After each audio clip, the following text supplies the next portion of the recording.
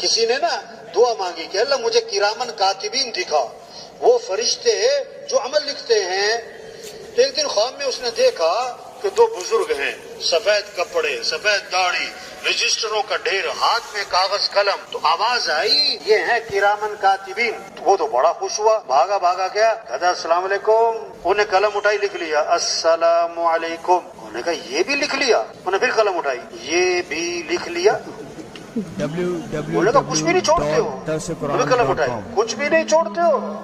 ہاں فرشتے ہیں. تو حدیث میں آتا ہے فجر میں اور عصر میں فرشتوں کی تبدیلی ہوتی ہے. جو ساری رات ساتھ رہے فجر میں چلے گئے، دوسرے آ گئے. اب فجر سے لے کر عصر تک ساتھ رہے، وہ عصر میں چلے گئے اور آ گئے. تو کیسی عجیب بات ہے.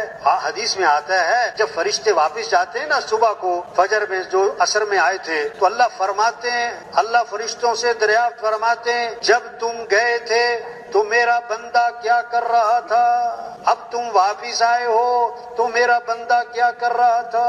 دیکھو ہر آدمی کیا چاہتا ہے، محکمے میں کام کرتا ہے تو اس کی رپورٹ اوپر جائے تو اچھی رپورٹ جائے. کیا چاہتا ہے؟ رپورٹ کیا جائے؟ اچھی رپورٹ جائے گی تو میری ترقی ہوگی. اگر رپورٹ غلط چلی گئی تو بھائی مجھے تو چھٹی کرا دیں گے. تو ہر آدمی کی رپورٹ بنتی ہے بھائی ہر روز، اور ہر روز اس کی رپورٹ اوپر جاتی ہے.